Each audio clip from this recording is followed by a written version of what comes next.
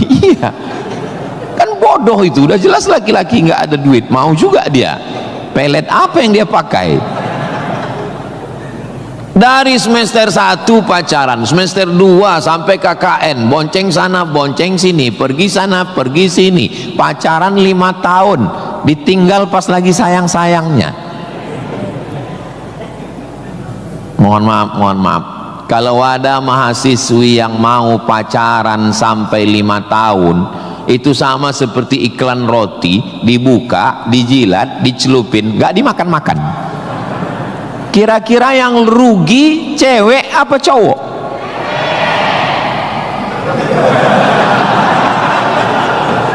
Kalau sudah tahu rugi masih mau pacaran, berarti itu IQ-nya di bawah rata-rata itu. Itu pasti nggak lulus di Unsri itu. Di Universitas Sriwijaya ini orangnya cerdas secara intelektual dan cerdas secara spiritual dan cerdas secara emosional. Cinta, benci, marah, sayang, kecewa, bahagia, itu semuanya adalah emosional. Bahwa kamu jatuh cinta, kalau ada mahasiswa jatuh cinta sama mahasiswi, bersyukurlah, berarti kau nggak homo. Tapi ketika cintamu itu mengalahkan prestasi studi, ingat, orang tuamu bersusah-susah di kampung, kepala jadi kaki, kaki jadi kepala, dia bertani sawah di kampung. Pagi waktu dia mau pergi ke sawah masih bisa dibedakan mana bapakmu mana sapi. Begitu pulang sore sama bentuknya. Tiba-tiba kamu di kampus menjadi foto model, menjadi, nggak usahlah diteruskan, menyakitkan hati. Kenapa ceramah Ustaz Somad ini kok menyinggung saya terus ya? Kunci mendengar ceramah Ustaz Somad itu satu, jangan tersinggung. Ada beberapa orang tersinggung, pulang meninggal.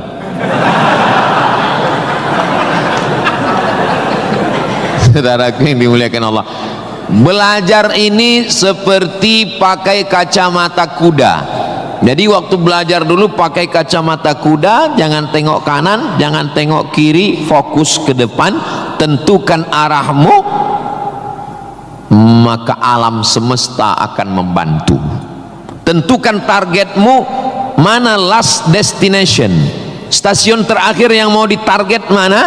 Setelah itu langkah karena kakimu, karena kau bertuhan, serahkan pada Allah. Bismillahi tawakkaltu ala Allah, la haula wala quwata illa billah. Ustadz dulu cita-citanya apa? Cita-cita saya selesai S1, habis itu saya S2, habis itu saya S3. Setelah saya doktor, saya mau jadi dosen, dan setelah nanti dapat duit, saya mau membahagiakan orang tua. Cita-cita saya nggak banyak, nggak ada cita-cita saya dulu diundang memberikan kuliah umum ke Universitas Sriwijaya, naik helikopter, nggak ada sama sekali, nggak terpikir di kepala saya, nggak ada terlintas. Cita-cita saya simple, singkat aja. Yang penting kuliah S1, S2, S3, habis itu doktor, jadi dosen, pulang ke kampung, ngajar, membahagiakan orang tua. Makanya waktu saya kuliah di Maroko, saya anak pertama, adik saya anak kedua. Kami cuman berdua, adik beradik, saudara kandung laki-laki dua-duanya. Kata adik saya mau nikah. Saya tunggu kamu pulang selesai S2 di Maroko atau gimana? Saya bilang kau nikah aja duluan, karena aku nggak jelas tanggalnya nih kapan. Pulang pun aku belum tentu nikah. Aku masih banyak cita-citaku. Aku masih selesai S2, aku mau S3, aku mau jadi dosen, aku dapat uang, bahagiakan. Kau kalau mau nikah, nikahlah duluan, jangan terhalang karena aku. Alhamdulillah adik saya menikah duluan. Anaknya sekarang sudah gadis, anak perempuan pertama, dan sekarang sudah belajar di Al-Azhar Kairo Mesir. Jadi kita bagi-bagi, kau bahagiakan dengan ibu punya cucu dan aku membahagiakan dengan kuliahku. Jadi kalau kita mau kuliah, jangan juga kita halangi adik-adik kita yang mau nikah. Jangan sampai kita mau S2, S3, S teler, S cendol, S doger, S Bandung, sampai yang di bawah-bawah ini terhalang, terkendala. Tapi insya Allah adik-adik semua sesuai dengan apa spesialisasi kita.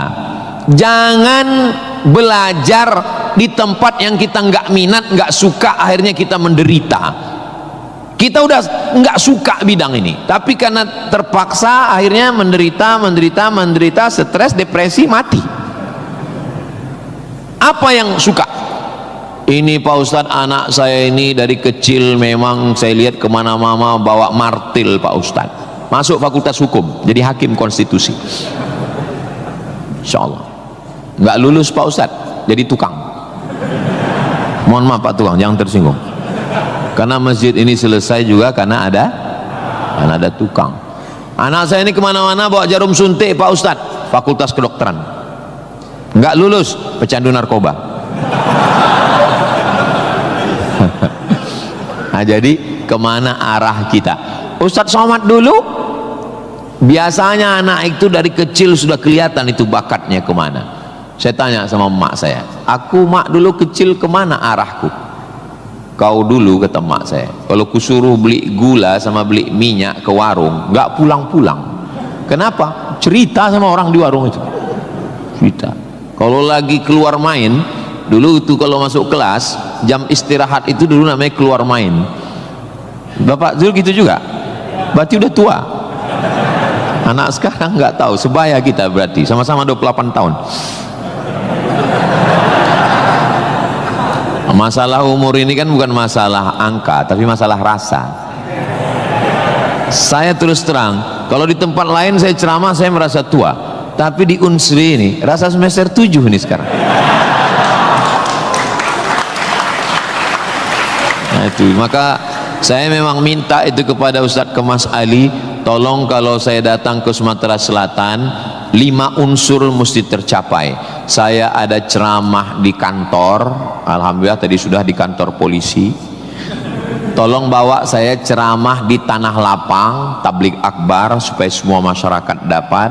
Yang ketiga ceramah di masjid supaya ada pengajian yang betul-betul ngaji, biasanya subuh. Yang keempat adalah ceramah di spesialisasi, kadang ceramah di IDI, Ikatan Dokter Indonesia, ceramah di PERADI, Persatuan Advokat Indonesia, kemudian satu lagi di kampus. Kenapa saya minta kampus? Karena kampus ini masa depan. Kalau panti jompo itu masa lalu. Ustaz jangan sebut jompo, kami di sini ada juga yang tua. Saya tidak ada melihat orang tua di sini. Ini hanyalah anak-anak muda yang terjebak di tubuh yang tua. Jadi sebetulnya masalah tua dan muda itu adalah masalah semangat dan perasaan. Kalau semangatnya muda, perasaannya muda, maka disebut dia dengan sumpah pemuda. Padahal yang bersumpah itu orang tua. Tapi karena dia semangat, memang luar biasa Masjid Nabawi Unsri ini. TV-nya 4 di kiri, 4 di kanan. Luar biasa Bapak. Kadang kita ceramah di beberapa masjid itu kecil aja TV-nya. Ini sampai 4. Ini menunjukkan anggaran untuk kampus ini memang hebat. Itu luar biasa. Jadi kalau ada orang mengatakan bahwa Sumatera Selatan itu bawahnya itu banyak emas, memang datanglah ke Unsri, memang terbukti atapnya pun emas. Nggak salah itu Pak Ketua HIPMI, memang banyak emas yang perlu digali di Sumatera Selatan ini, dan Unsri sudah mewujudkannya di atas. Siapa yang bisa melakukan bukan eksploitasi, tapi menggali potensi yang ada di alam ini, itu adalah mahasiswa. Inna fi khalqis samawati, dalam penciptaan langit, wal ardi, penciptaan bumi, waqtilafil laili wan nahari, perputaran siang dan malam, la ayat, itu semua adalah ayat-ayat. Apa yang kau tahu tentang ayat? Ayat kursi Pak Ustaz. Apa yang kau tahu tentang ayat? Ayat Al-Quran Pak Ustaz. Apa yang kau tahu tentang ayat? Ayat-ayat cinta Pak Ustaz. Ayat semesta. Inna fi khalqis samawati, penciptaan langit dipikirkan dengan akal, muncul ayat namanya ayat kauniyah, ayat semesta yang dikaji satu fakultas khusus namanya fakultas astronomi, bukan astrologi. Yang perlu dipelajari itu astronomi, bukan astrologi. Kalau yang astrologi itu Anda lahir bulan April, bintang Anda Taurus, jangan jatuh cinta dengan Pisces, karena kalau ikan jatuh cinta dengan kambing nanti tinggalnya di mana. Buang-buang waktu aja itu, nggak usah dikaji. Tapi ketika berpikir tentang astronomi, tentang ilmu langit, maka umat Islam sudah lama mengkaji itu yang disebut dengan ilmu falak. Ilmu falak itu yang dipakai oleh Badan Lembaga Hisab dan Ru'yah. Hisab artinya perhitungan, menghitung bagaimana tingginya matahari, bulan di atas ufuk. Kenapa terjadi persimpangan antara NU dengan Muhammadiyah tentang penetapan 1 Ramadan dan 1 Syawal?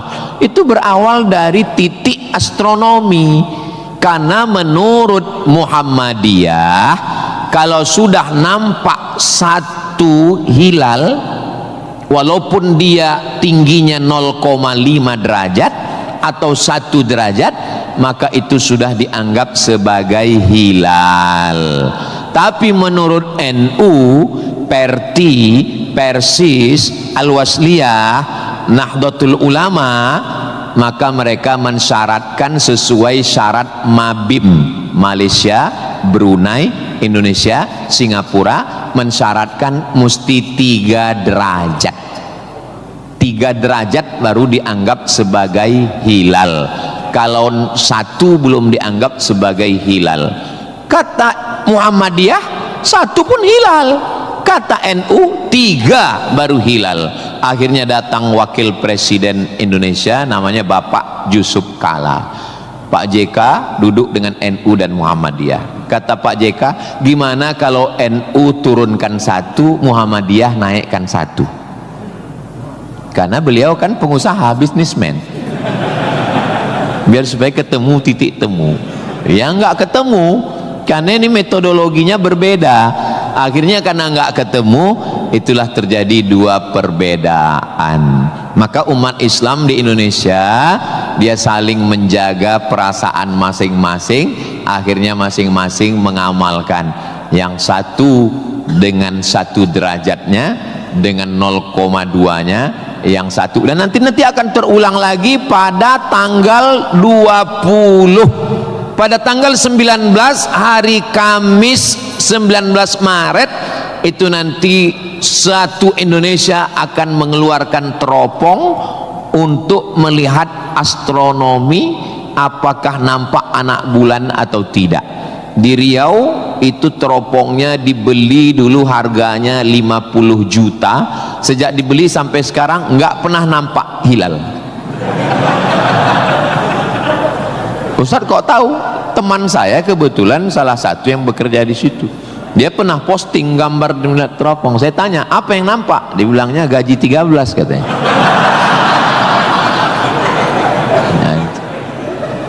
Nah, itu hanya bisa diselesaikan oleh astronomi, ilmunya, orangnya astronom. Inna fi khalqis samawati wal ardi, bumi, satu fakultas muncul namanya fakultas geologi. Geo bumi, logi ilmu geologi, ilmu bumi. Ternyata di dalam bumi ini ada batu bara. Di dalam bumi Sumatera Selatan ini batu bara. Ustaz tahu dari mana? Tadi waktu kami naik heli tadi. Ini nyebut heli ini 20 menit sekali harus diulang. Waktu kami tadi naik, itu di Sungai Musi di bawah banyak sekali kapal-kapal membawa batu bara. Batu bara itu di dalam tanah. Tapi kalau di Sumatera Utara di atas tanah. Abdul Somad batu bara. Di dalamnya ada nikel, di dalamnya ada minyak, di dalamnya ada emas, di dalamnya ada fosfat, di dalam ada gas, banyak sekali. Sebetulnya yang dicari Donald Bebek itu apa? Sampai jam 12 malam masuk ke kamar tidur Maduro, presiden Venezuela, yang lagi sedang tidur di samping istrinya dicomot oleh Donald. Sebenarnya Amerika cuman mencari satu, nyari minyak. Karena Amerika memang adidaya, betul. Amerika memang kaya, betul. Tapi Amerika nggak punya minyak, maka dia mesti ngambil Venezuela. Tapi minyak Venezuela ini juga nggak aman, maka dia perlu minyak yang aset paling besar di dunia. Di mana itu? Iran. Itu enaknya ceramah di Unsri ini, nyambung. Bagaimana saya bilang Iran? Dulu nama presidennya Reza Pahlavi, bisa diatur oleh Amerika, tapi kemudian datanglah pemimpin spiritual namanya Ayatollah Khomeini tahun 79 tahun 80, maka semua perusahaan Eropa, Amerika stop, nggak boleh masuk. Akhirnya dia diembargo selama 46 tahun. Gimana cara dia bisa hidup 46 tahun? Jual minyaknya kemana? Amerika nggak mau beli minyaknya, Eropa juga nggak mau. Kenapa Iran tetap bisa tumbuh? Dia jualnya ke Rusia dan Cina. Ada ilmu khusus yang mengkaji ini. Ilmu apa namanya? Geopolitik. Geo dunia, politik. Jadi politiknya bukan antar pilkada kabupaten, tapi geopolitik dunia. Maka Ayatullah ini mesti digulingkan. Meninggal Ayatullah Ruhollah Khomeini, digantikan penerusnya namanya Ayatollah Ali Khamenei. Khamenei mesti dibunuh karena dialah pemimpin spiritual, maka diserang, akhirnya meninggal. Mereka lupa, Amerika lupa. Dia sangka kalau kepalanya dipotong ini mati. Mereka lupa bahwa Iran pernah berperang 8 tahun dengan Irak. Siapa yang membiayai Irak waktu itu menghantam Iran? Amerika. Siapa yang disuruh menghabisi? Saddam Hussein. Saddam bantai. Sebetulnya itu latihan perang. Maka ketika dihajar, menurut Donald Trump 4 hari saja untuk menyelesaikan Iran. Begitu 4 hari tidak selesai, dia ngajak genjatan senjata. Lalu apa jawab Iran? Kau yang memulai, kami yang mengakhiri. Begitu jantannya. Kalau mau ambil minyak Venezuela, tumbangkan Maduro. Kalau mau ambil minyak Irak, tumbangkan Saddam. Kalau mau ambil minyak Libya, tumbangkan Gaddafi. Maka Gaddafi tumbang, Saddam tumbang, Ayatollah tumbang, Maduro tumbang. Kalau mau ambil minyak Indonesia,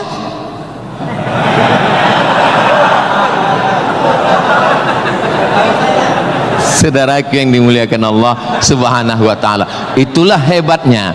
Jadi adik-adik saya ajak 2 SKS kuliah geopolitik. Kenapa untuk mengambil minyak Venezuela mesti ditumbangkan Maduro. Kenapa untuk mengambil minyak Baghdad Saddam mesti ditumbangkan? Kenapa untuk mengambil minyak Libya Gaddafi mesti ditumbangkan? Kenapa Indonesia nggak ada yang ganggu? Karena di Indonesia nggak tumbang pun minyaknya udah dapat. Saudara yang dimuliakan Allah Subhanahu wa ta'ala, sebetulnya dulu nggak tahu adik-adik belajar sejarah gimana, tapi kalau saya dulu belajar sejarah, Belanda datang ke Indonesia ingin mencari rempah-rempah, kayu manis, buah pala, merica, ketumbar.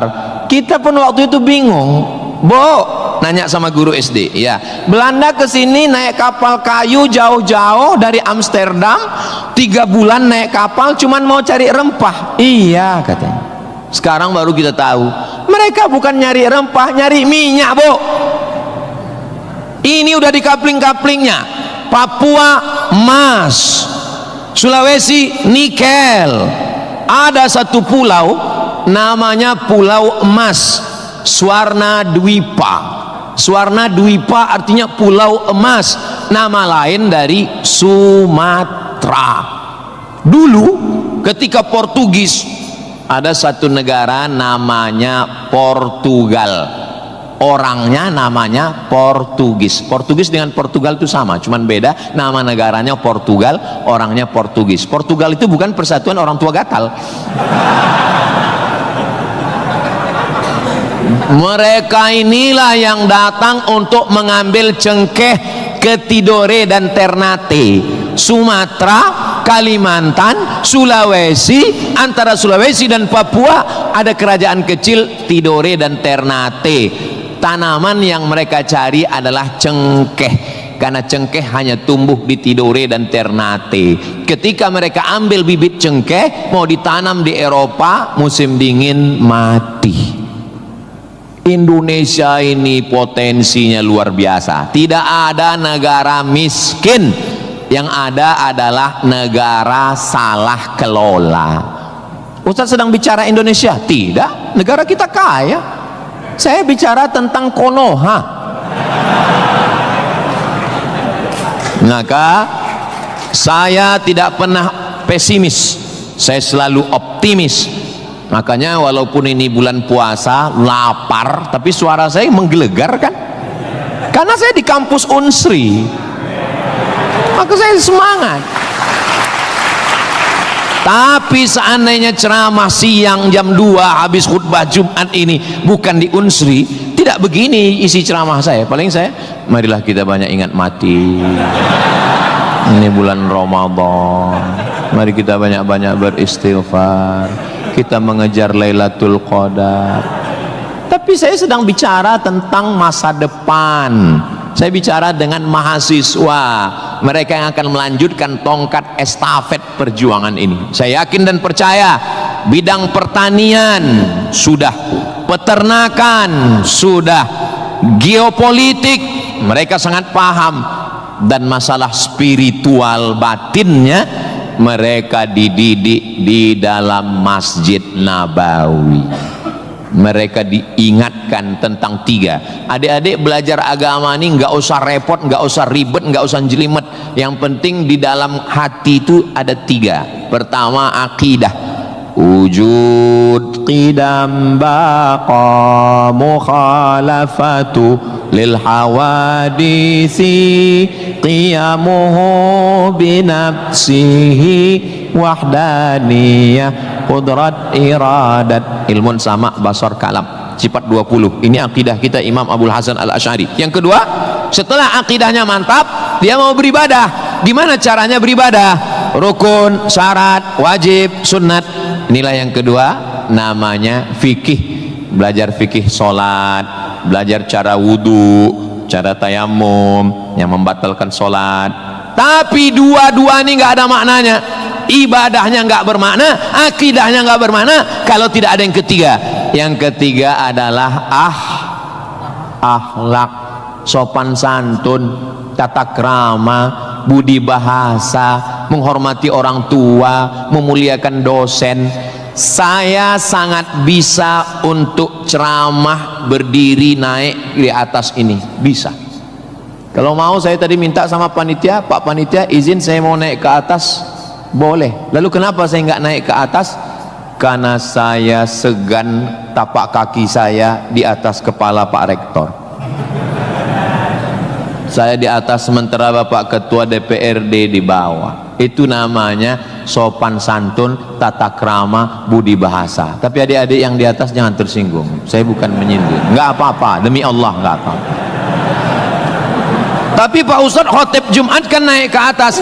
Khotib Jumat di atas memang mimbar ini untuk khutbah. Mimbar Nabi itu tangganya cuma 3. 1, 2, 3. Maka kalau definisinya lebih dari yang dibuat Nabi adalah bid'ah, inilah mimbar yang bid'ah. 1, 2, 3, 4, 5, 6, 7, 8. Mimbar Nabi cuma 3. Sekarang orang belajar agama bukan mau menggali potensi agama, tapi hanya cukup dengan 5 jari. Jika tidak ada zaman Nabi, bid'ah. Apa ini? Orang mondok 7 tahun, belajar lagi di Al-Azhar, belajar lagi di Darul Mustafa Yaman, belajar lagi di Al-Ahqaf, terbang Syekh Syafiq dari Qudratullah, terbang ke Yaman belajar agama, bahasa Arab, nahu, sorob, balaghah, mantik, bayat, ma'ani. Ada orang ngaji cuman 5. Kalau tidak dibuat Nabi, bid'ah.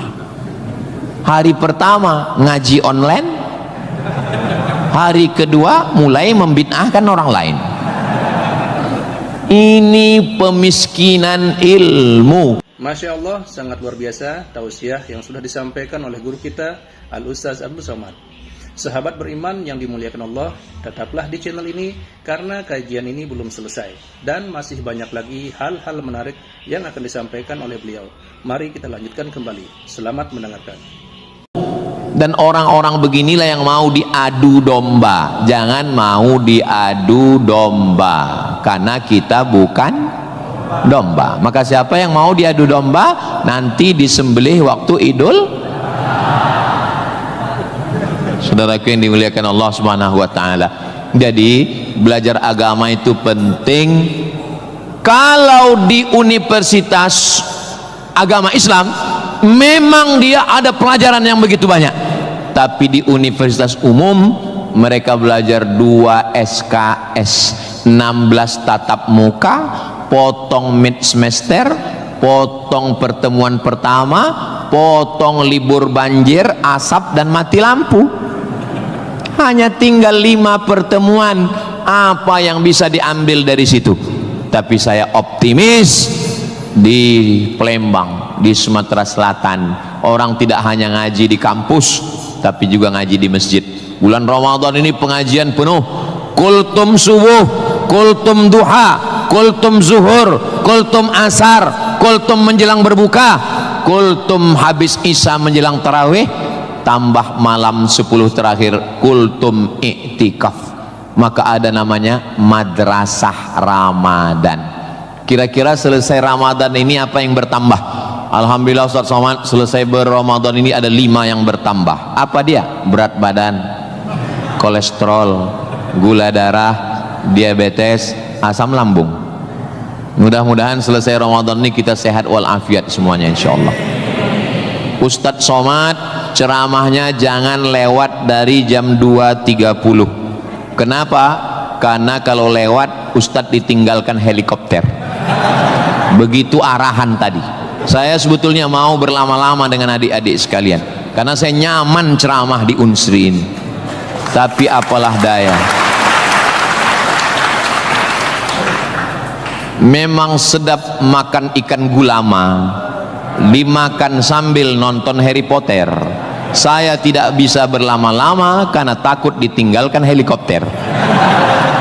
Itulah yang dapat saya sampaikan pada kesempatan yang baik dan mulia ini. Adapun tepuk tangan yang kurang semangat saya maklum karena lapar semuanya. Kepada Bapak Rektor dan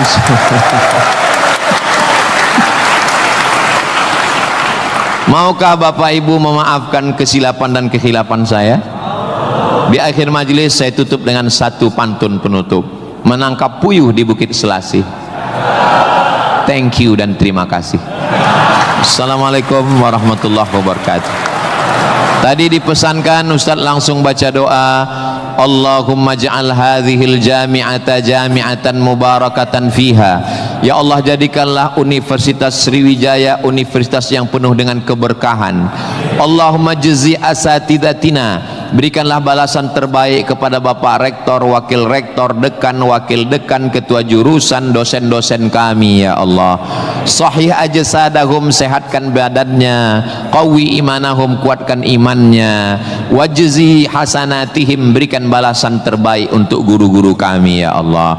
Allahumma hafaz abna'ana wa banatina, adik-adik mahasiswa mahasiswi kami, jaga hati badan mereka dari fitnah akhir zaman ini ya Allah. Allahumma ja'al hadzal balada baladan amina, jadikanlah Sumatera Selatan Indonesia baldatun thayyibatun wa rabbun ghafur. Allahumma dafa'anal ghala wal waba wal fahsya wal riba waz zina, selamatkan dari malapetaka, bencana riba, zina, narkoba, perbuatan keji dan mungkar. Allahumma ansur ikhwanana al mujahidin al mustad'afina fi Palestin, tolong saudara kami yang sedang teraniaya di Palestina ya Allah. Rabbana taqabbal minna, terimalah salat kami, puasa kami, qiyamul lail kami, tahajud kami, zikir kami, khataman Quran kami. Wa tammim taqsirana, sempurnakan segala kekurangan kami. Waqtim bis salihati a'malana, tutup umur kami dengan husnul khatimah. Kama jama'tana fi hadzal majlisil mubarak, sebagaimana engkau kumpulkan kami di majelis ilmu di tempat terbaik, di waktu yang baik, dengan ibadah yang baik, kumpulkan kami nanti di surga bersama Nabi Muhammad sallallahu alaihi wasallam. Rabbana atina fid dunya hasanah wa fil akhirati hasanah wa qina adzabannar. Wa sallallahu ala sayyidina Muhammad wa ala alihi wa sahbihi wa sallam, walhamdulillahi rabbil alamin. Taqabbalallahu minkum minna wa minkum taqabbal ya karim. Adik-adik jangan berdiri dulu, duduk. Saya dengan Pak Rektor dengan Civitas Akademika duduk di depan, lalu diambil fotonya dari sini. Soto bukan sembarang soto, soto dimakan di tengah laut. Foto bukan sembarang foto, habis foto cepat diupload. Assalamualaikum warahmatullahi wabarakatuh. Alhamdulillahirrabbilalamin. Demikianlah tausiah yang sangat luar biasa yang sudah kita dengarkan bersama dari guru kita Al-Ustaz Abdul Somad. Tentunya banyak sekali ilmu, hikmah dan manfaat yang bisa kita jadikan pelajaran dalam kehidupan kita sehari-hari. Sahabat beriman yang dimuliakan Allah, mari kita doakan guru kita, semoga beliau selalu diberikan kesehatan dan dimudahkan segala urusannya. Dan buat sahabat semua yang sudah setia menyimak video ini sampai selesai, saya ucapkan terima kasih banyak. Semoga Allah Subhanahu wa Ta'ala senantiasa selalu melimpahkan segala rahmat dan karunia-Nya kepada sahabat semua. Selalu diberikan kesehatan, dimudahkan segala urusannya, dan dilancarkan rezekinya. Amin ya Rabbal Alamin. Demikian yang dapat saya bagikan, kurang lebihnya mohon maaf. Sampai bertemu lagi di video berikutnya. Wassalamualaikum warahmatullahi wabarakatuh.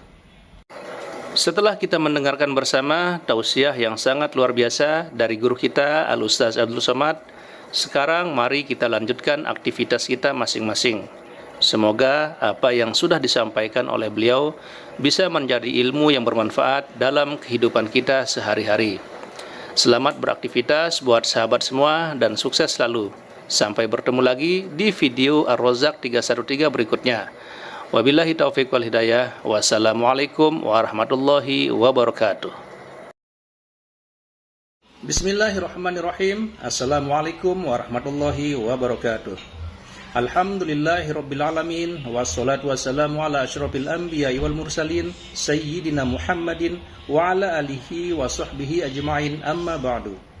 Sahabat beriman yang dirahmati Allah, syukur alhamdulillah kita bertemu lagi di channel Ar-Razzaq 313. Pada kesempatan yang berbahagia ini, saya mengajak kita semua untuk bersama-sama mendengarkan tausiah yang sangat luar biasa yang akan disampaikan oleh guru kita Al-Ustaz Abdul Somad. Tentunya banyak sekali ilmu, hikmah, dan manfaat yang bisa kita jadikan pelajaran dalam kehidupan kita sehari-hari. Berikut ini, mari kita sama-sama dengarkan isi tausiah beliau. Selamat mendengarkan. Sebetulnya yang dicari Donald Bebek itu apa? Sampai jam 12 malam masuk ke kamar tidur Maduro, presiden Venezuela yang lagi sedang tidur di samping istrinya dicomot oleh Donald. Sebenarnya Amerika cuman mencari satu, nyari minyak. Karena Amerika memang adidaya, betul. Amerika memang kaya, betul. Tapi Amerika nggak punya minyak, maka dia mesti ngambil Venezuela.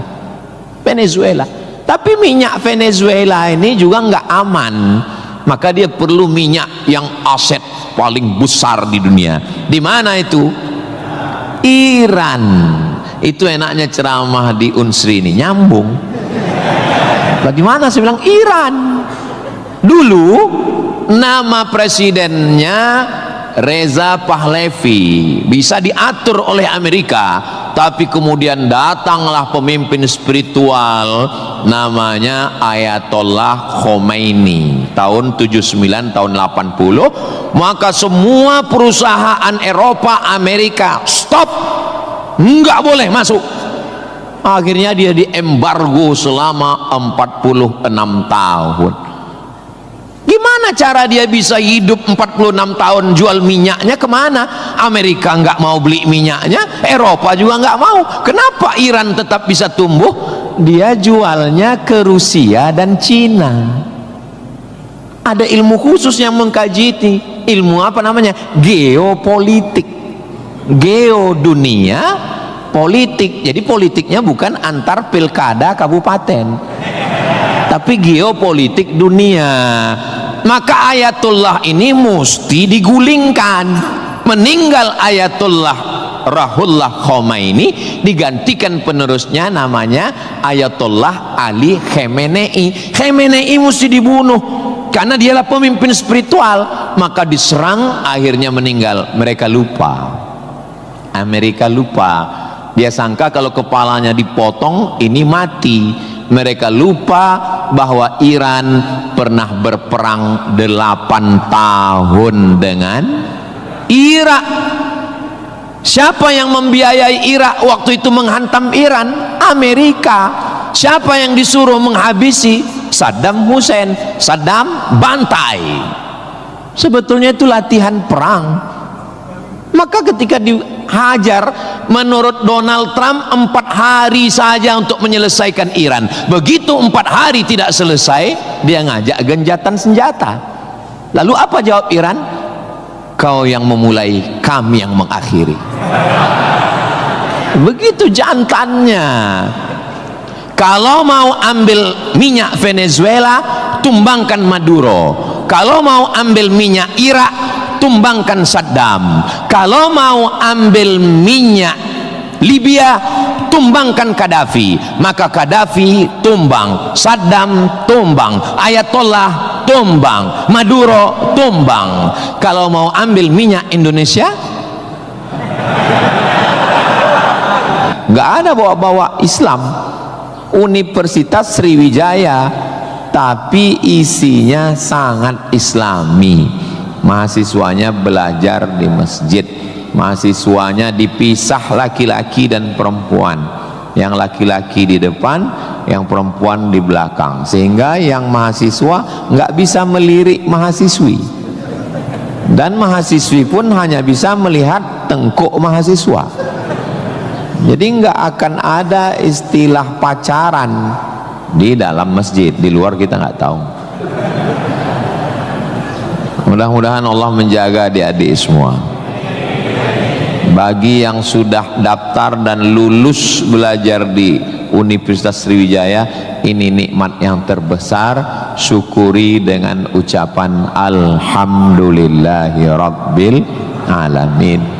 Dan kita berterima kasih kepada orang yang mengajarkan kita cara bersyukur dengan berselawat untuknya. Allahumma sholli ala Sayyidina Muhammad wa ala ali Sayyidina Muhammad. Ini kampus luas sekali. Saya tadi dibawa dari sholat Masjid Polda pergi ke parkir helikopter, lalu saya sebenarnya mau cerita bahwa saya naik heli, itu aja sebetulnya. Iya, kadang orang cerita mutar-mutar substansinya sulit dipahami. Kenapa kita mesti naik heli. Ini kampusnya Ustadz kalau lewat tol lebih kurang 40 menit dari kota Palembang. Kenapa kampusnya mesti jauh? Ternyata di sini ada 700 hektar kampus yang begitu luas, dan di sini tidak hanya manusia, monyet pun jumpa tadi. Jadi kampus itu idealnya memang begitu. Jangan sampai fakultas pertanian nggak pernah megang tanah, beternak ikan di atas kertas.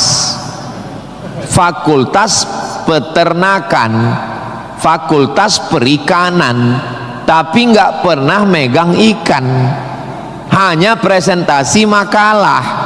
Begitu lulus kerja jadi teller di bank, nggak nyambung.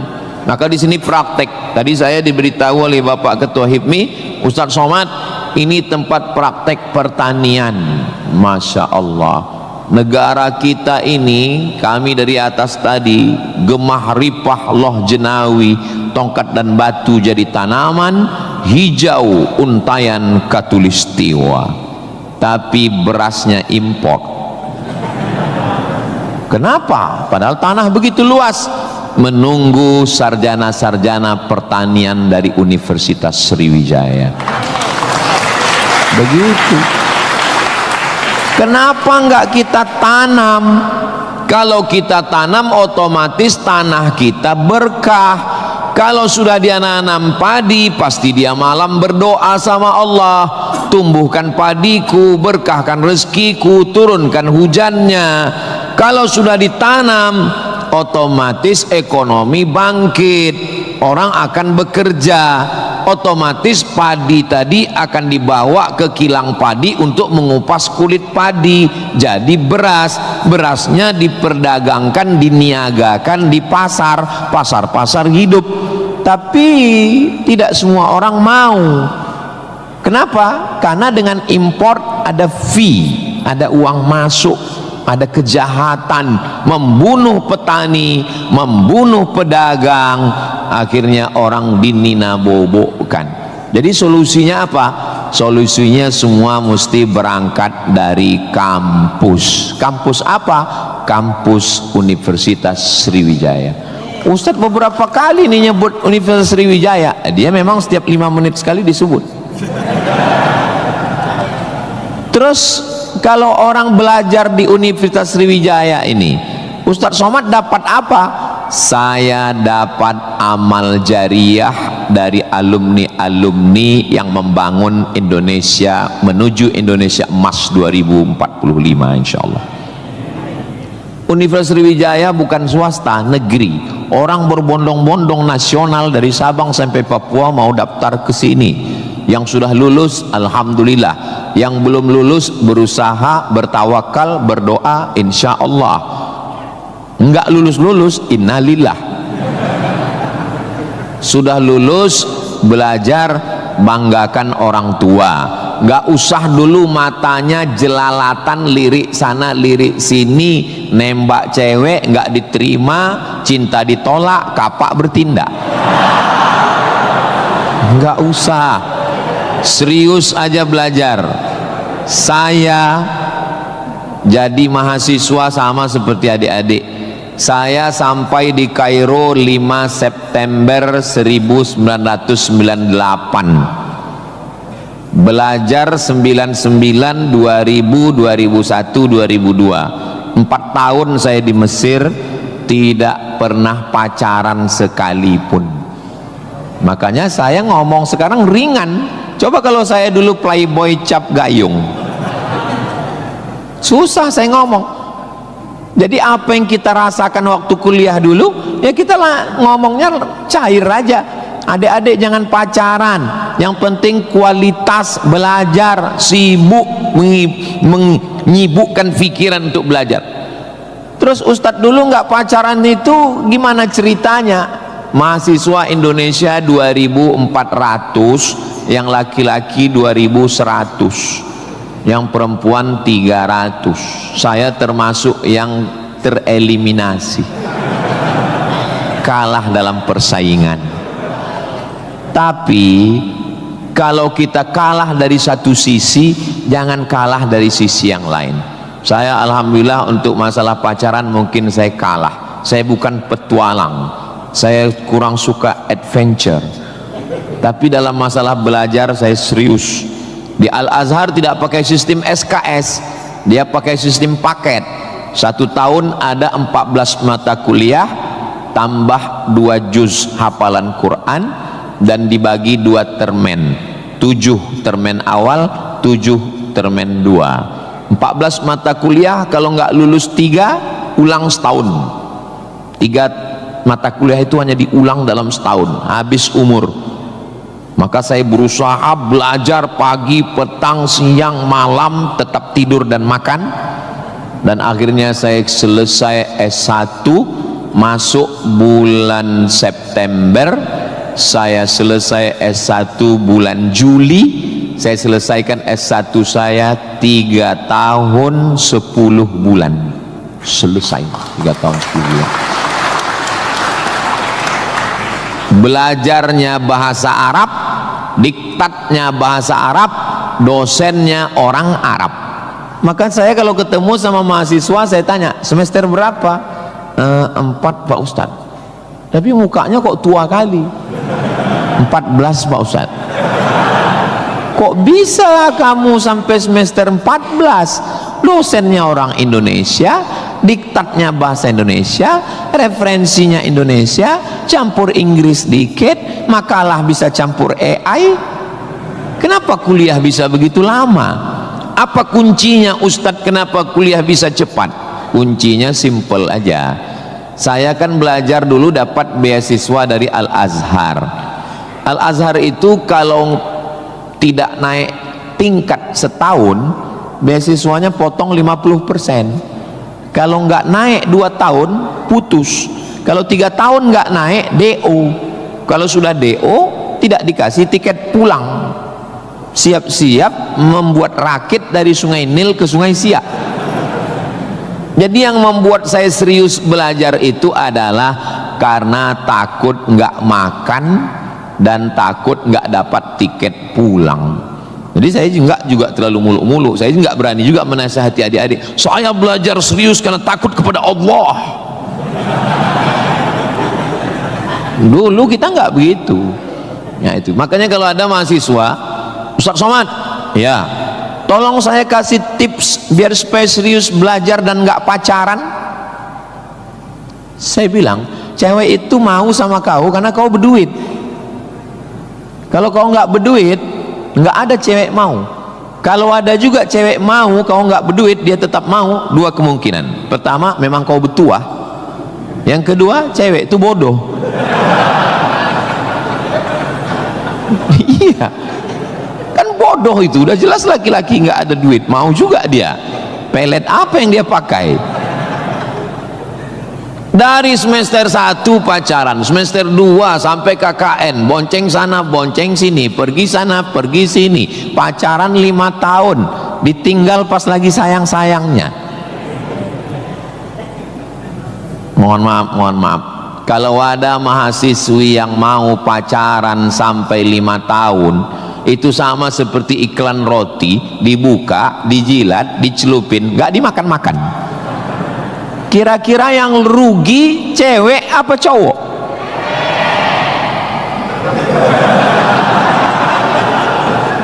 Kalau sudah tahu rugi masih mau pacaran, berarti itu IQ-nya di bawah rata-rata itu. Itu pasti nggak lulus di Unsri itu. Di Universitas Sriwijaya ini orangnya cerdas secara intelektual dan cerdas secara spiritual dan cerdas secara emosional. Cinta, benci, marah, sayang, kecewa, bahagia, itu semuanya adalah emosional. Bahwa kamu jatuh cinta, kalau ada mahasiswa jatuh cinta sama mahasiswi, bersyukurlah, berarti kau nggak homo. Tapi ketika cintamu itu mengalahkan prestasi studi, ingat, orang tuamu bersusah-susah di kampung, kepala jadi kaki, kaki jadi kepala, dia bertani sawah di kampung. Pagi waktu dia mau pergi ke sawah masih bisa dibedakan mana bapakmu, mana sapi. Begitu pulang sore sama bentuknya. Tiba-tiba kamu di kampus menjadi foto model, menjadi, nggak usahlah diteruskan, menyakitkan hati. Kenapa ceramah Ustaz Somad ini kok menyinggung saya terus ya? Kunci mendengar ceramah Ustaz Somad itu satu, jangan tersinggung. Ada beberapa orang tersinggung, pulang meninggal.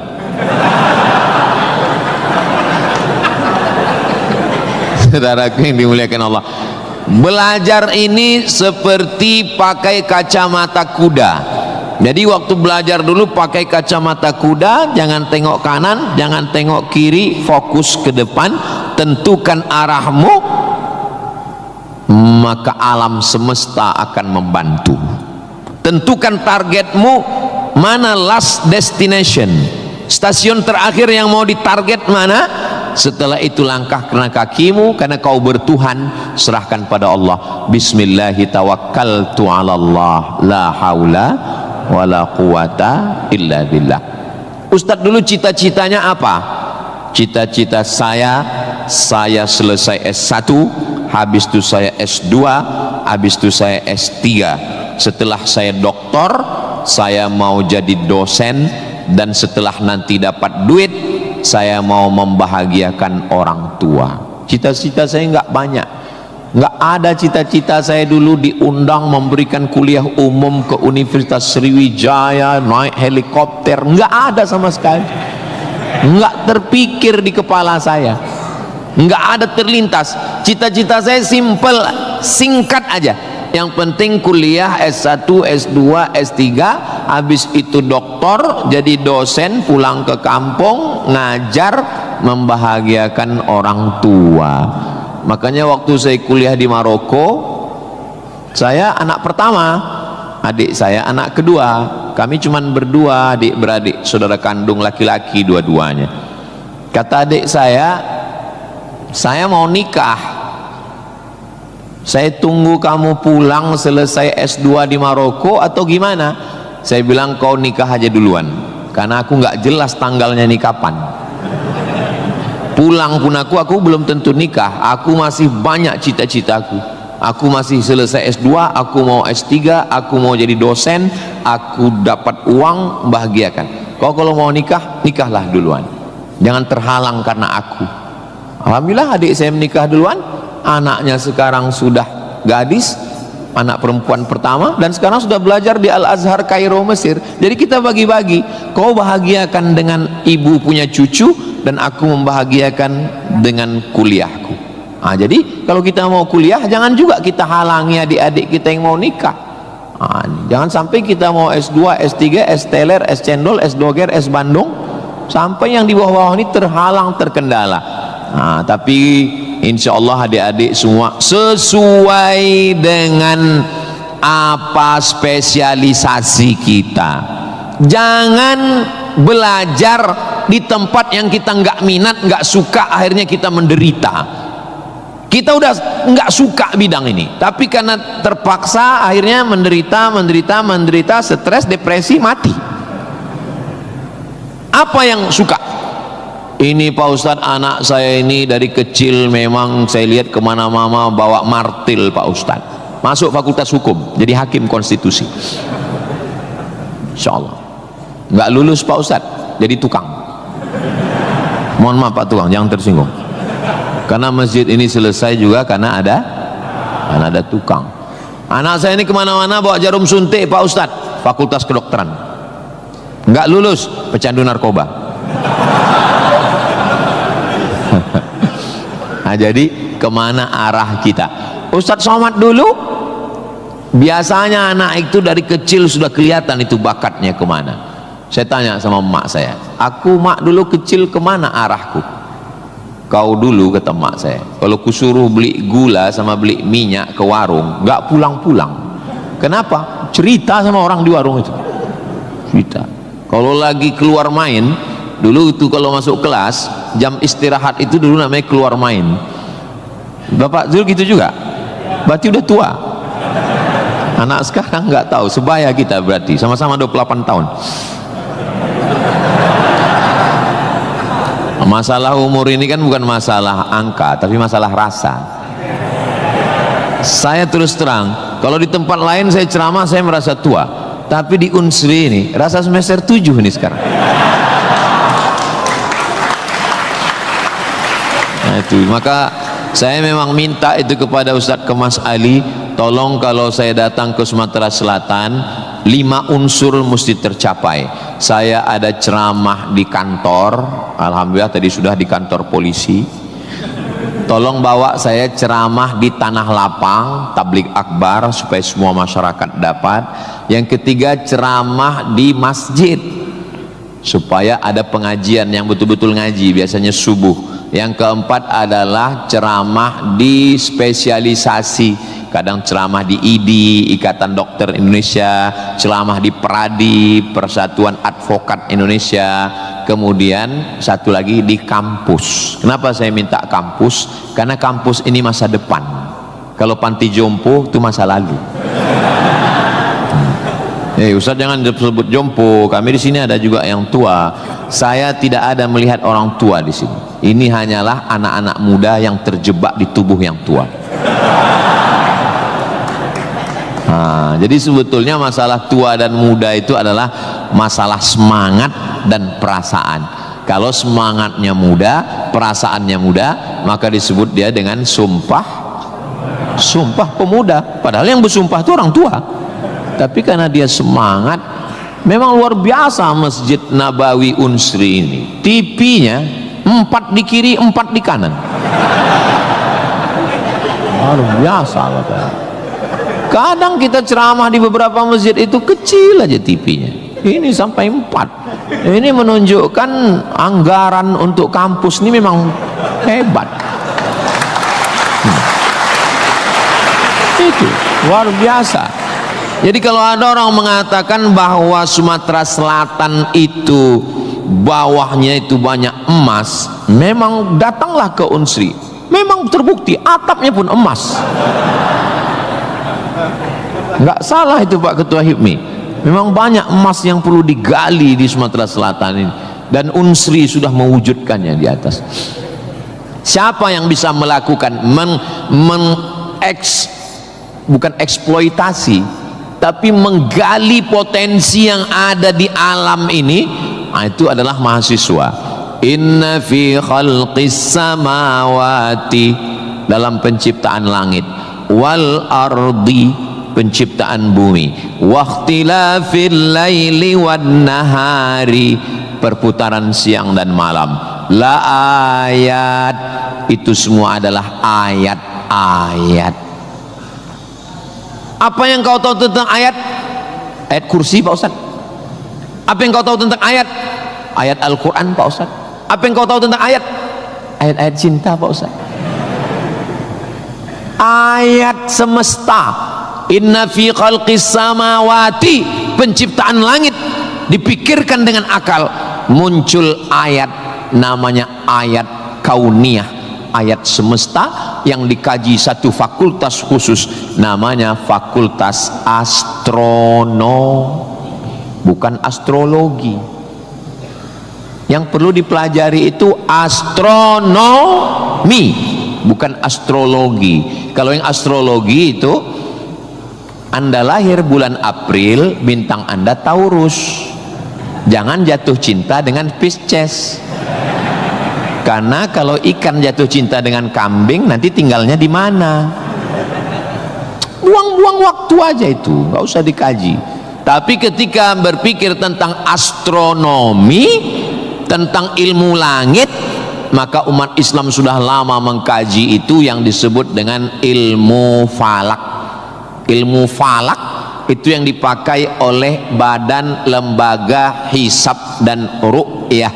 Hisab artinya perhitungan, menghitung bagaimana tingginya matahari, bulan di atas ufuk Kenapa terjadi persimpangan antara NU dengan Muhammadiyah tentang penetapan 1 Ramadan dan 1 Syawal? Itu berawal dari titik astronomi. Karena menurut Muhammadiyah, kalau sudah nampak 1 hilal, walaupun dia tingginya 0,5 derajat atau 1 derajat, maka itu sudah dianggap sebagai hilal. Tapi menurut NU, Perti, Persis, Al-Wasliyah, Nahdlatul Ulama, maka mereka mensyaratkan sesuai syarat Mabim, Malaysia, Brunei, Indonesia, Singapura, mensyaratkan mesti 3 derajat. 3 derajat baru dianggap sebagai hilal. Kalau 1 belum dianggap sebagai hilal. Kata Muhammadiyah 1 pun hilal, kata NU 3 baru hilal.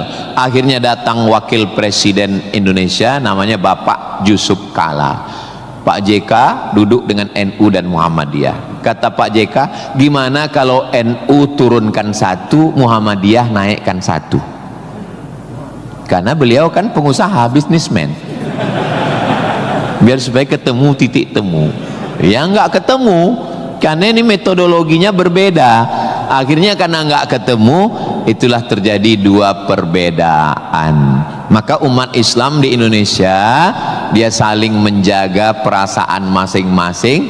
Akhirnya masing-masing mengamalkan. Yang 1 dengan 1 derajatnya, dengan 0,2-nya, yang 1. Dan nanti akan terulang lagi pada tanggal 20. Pada tanggal 19 hari Kamis 19 Maret itu nanti satu Indonesia akan mengeluarkan teropong untuk melihat astronomi, apakah nampak anak bulan atau tidak. Di Riau itu teropongnya dibeli dulu harganya 50 juta. Sejak dibeli sampai sekarang nggak pernah nampak hilal. Ustadz kok tahu? Teman saya kebetulan salah satu yang bekerja di situ. Dia pernah posting gambar di teropong. Saya tanya, apa yang nampak? Dibilangnya gaji 13 katanya.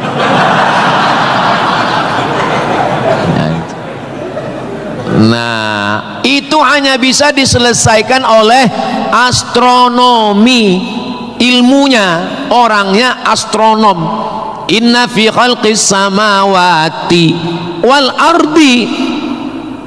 Bumi, satu fakultas muncul, namanya fakultas geologi. Geo bumi, logi ilmu, geologi ilmu bumi. Ternyata di dalam bumi ini ada batu bara. Di dalam bumi Sumatera Selatan ini batu bara. Ustaz tahu dari mana? Tadi waktu kami naik heli tadi. Ini nyebut heli ini 20 menit sekali harus diulang. Waktu kami tadi naik itu di Sungai Musi, di bawah banyak sekali kapal-kapal membawa batu bara. Batu bara itu di dalam tanah, tapi kalau di Sumatera Utara di atas tanah. Abdul Somad batu bara. Di dalamnya ada nikel, di dalamnya ada minyak, di dalamnya ada emas, di dalamnya ada fosfat, di dalam ada gas, banyak sekali. Sebetulnya yang dicari Donald Bebek itu apa? Sampai jam 12 malam masuk ke kamar tidur Maduro, presiden Venezuela, yang lagi sedang tidur di samping istrinya dicomot oleh Donald. Sebenarnya Amerika cuman mencari satu, nyari minyak. Karena Amerika memang adidaya, betul. Amerika memang kaya, betul. Tapi Amerika nggak punya minyak, maka dia mesti ngambil Venezuela. Tapi minyak Venezuela ini juga nggak aman, maka dia perlu minyak yang aset paling besar di dunia. Di mana itu? Iran. Itu enaknya ceramah di Unsri ini, nyambung. Bagaimana? Saya bilang Iran. Dulu nama presidennya Reza Pahlavi, bisa diatur oleh Amerika, tapi kemudian datanglah pemimpin spiritual namanya Ayatollah Khomeini tahun 79 tahun 80, maka semua perusahaan Eropa, Amerika stop, nggak boleh masuk.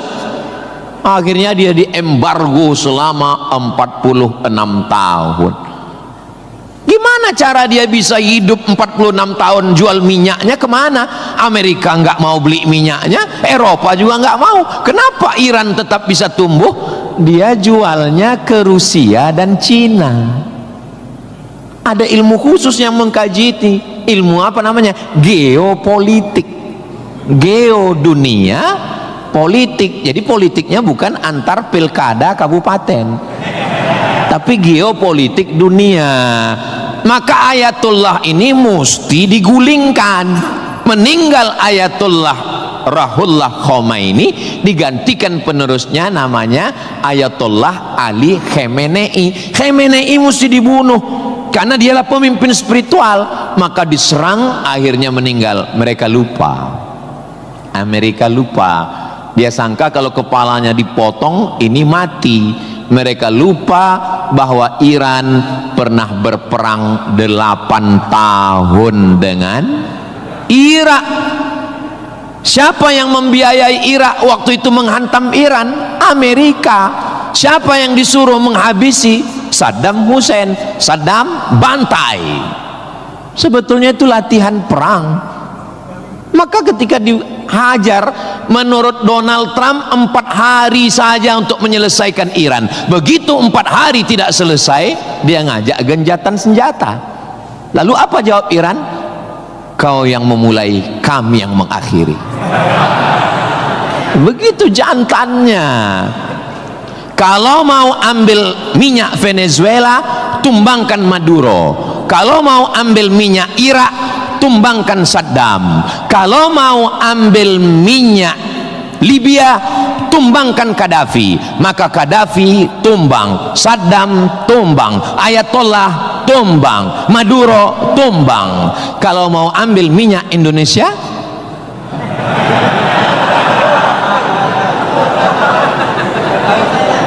saudaraku yang dimuliakan Allah Subhanahu wa taala, itulah hebatnya. Jadi adik-adik saya ajak 2 SKS kuliah geopolitik. Kenapa untuk mengambil minyak Venezuela mesti ditumbangkan Maduro? Kenapa untuk mengambil minyak Baghdad Saddam mesti ditumbangkan? Kenapa untuk mengambil minyak Libya Gaddafi mesti ditumbangkan? Kenapa Indonesia nggak ada yang ganggu? Karena di Indonesia nggak tumbang pun minyaknya udah dapat. Saudara yang dimuliakan Allah Subhanahu wa taala. Sebetulnya dulu nggak tahu adik-adik belajar sejarah gimana. Tapi kalau saya dulu belajar sejarah, Belanda datang ke Indonesia ingin mencari rempah-rempah. Kayu manis, buah pala, merica, ketumbar. Kita pun waktu itu bingung.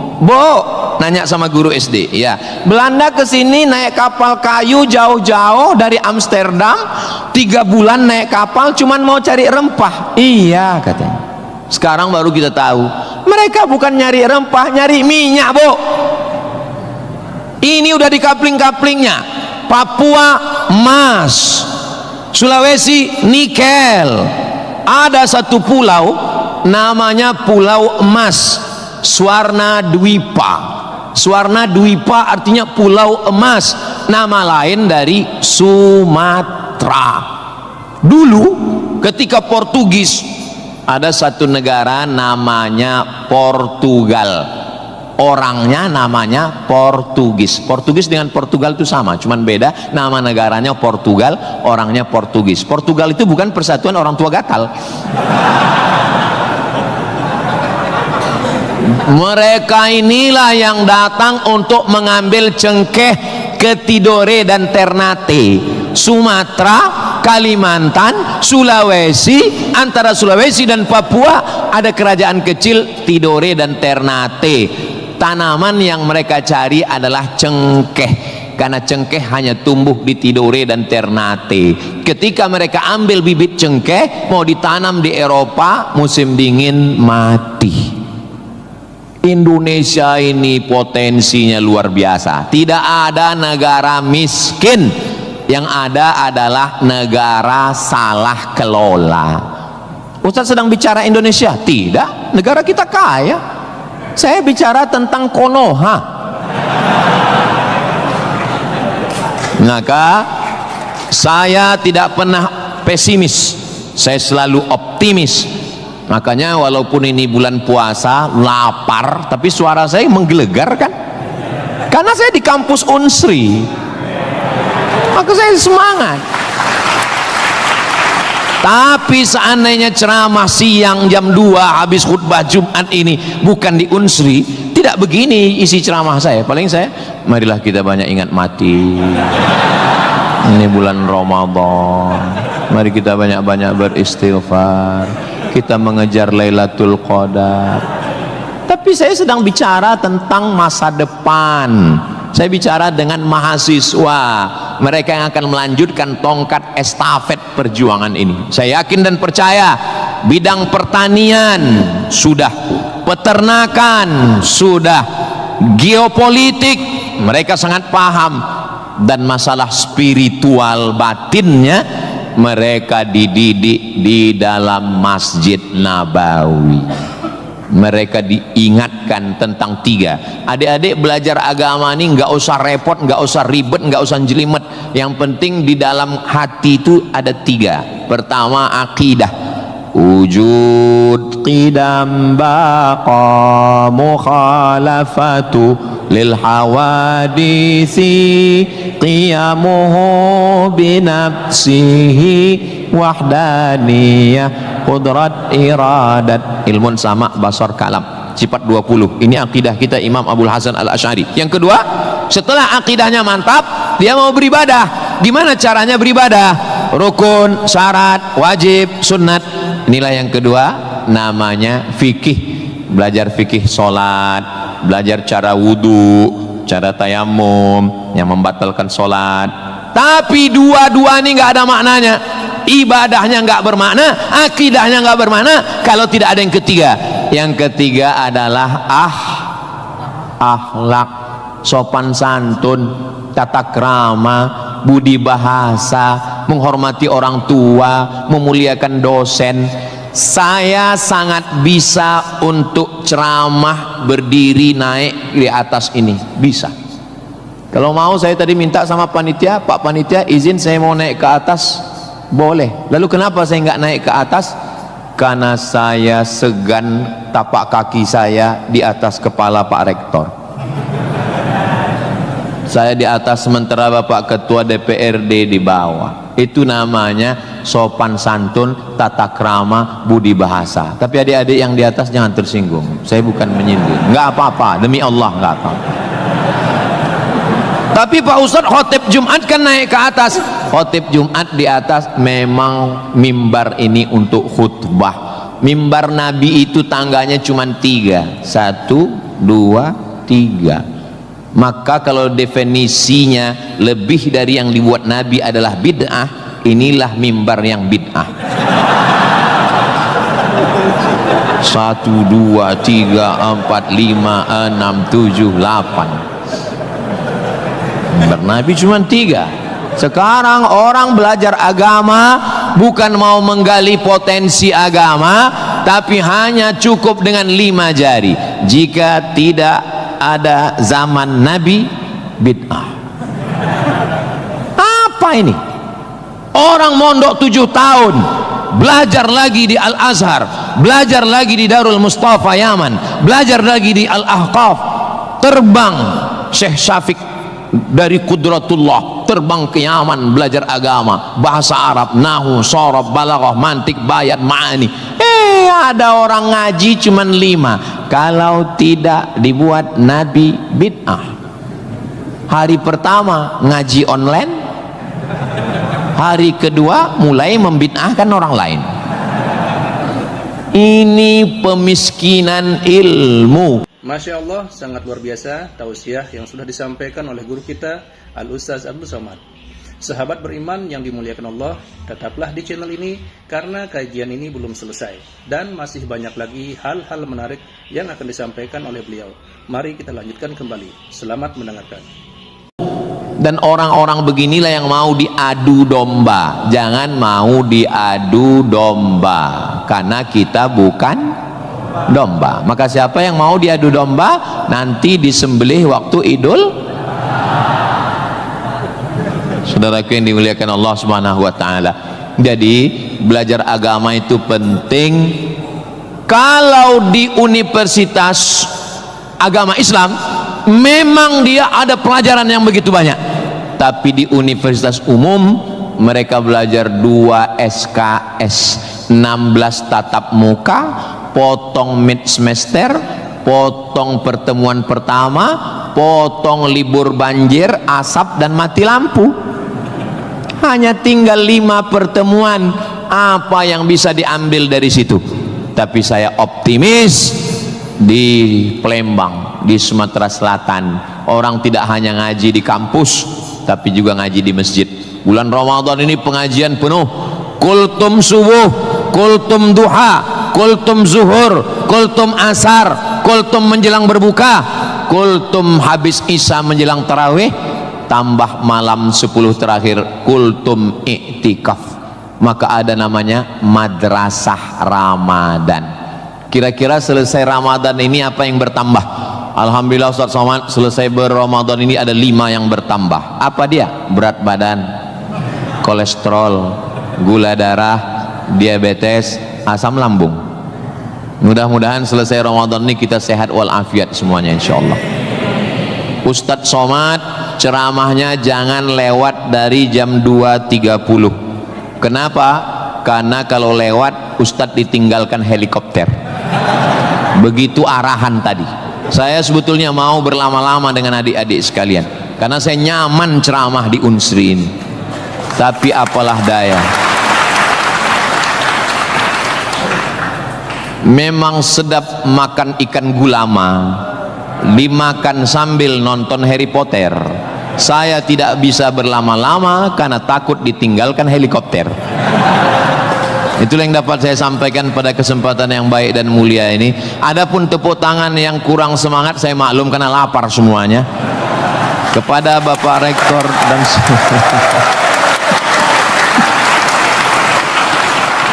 maukah Bapak Ibu memaafkan kesilapan dan kekhilafan saya? Di akhir majelis saya tutup dengan satu pantun penutup. Menangkap puyuh di Bukit Selasih. Thank you dan terima kasih. Assalamualaikum warahmatullahi wabarakatuh. Tadi dipesankan Ustaz langsung baca doa, Allahumma ja'al hadhil jami'ata jami'atan mubarakatan fiha. Ya Allah, jadikanlah Universitas Sriwijaya universitas yang penuh dengan keberkahan.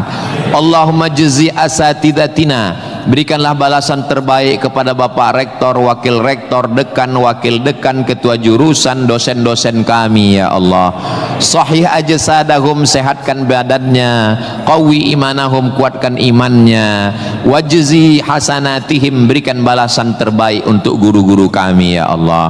Allahumma hafaz abna'ana wa banatina, adik-adik mahasiswa-mahasiswi kami, jaga hati badan mereka dari fitnah akhir zaman ini ya Allah.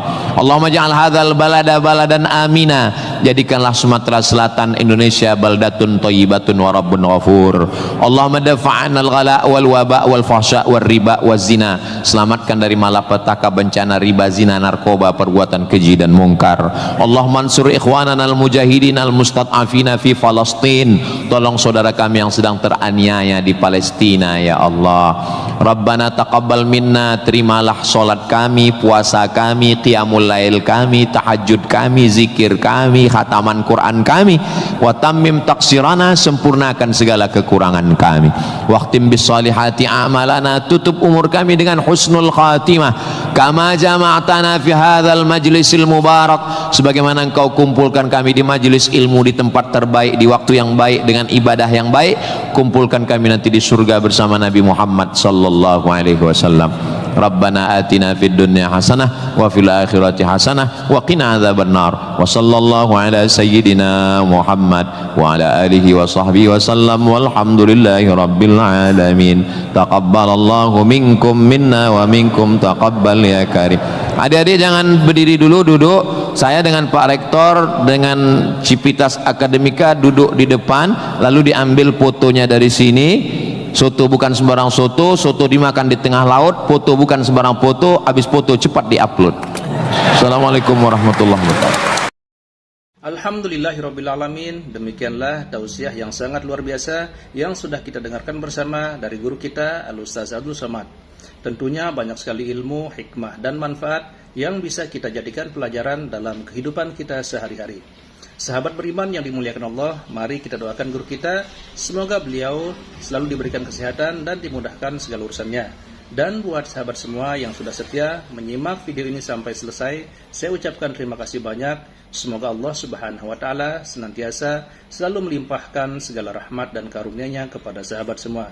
Selalu diberikan kesehatan, dimudahkan segala urusannya, dan dilancarkan rezekinya. Amin ya Rabbal Alamin. Demikian yang dapat saya bagikan, kurang lebihnya mohon maaf.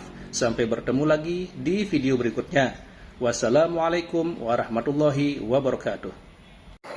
Setelah kita mendengarkan bersama tausiah yang sangat luar biasa dari guru kita Al-Ustaz Abdul Somad, sekarang mari kita lanjutkan aktivitas kita masing-masing.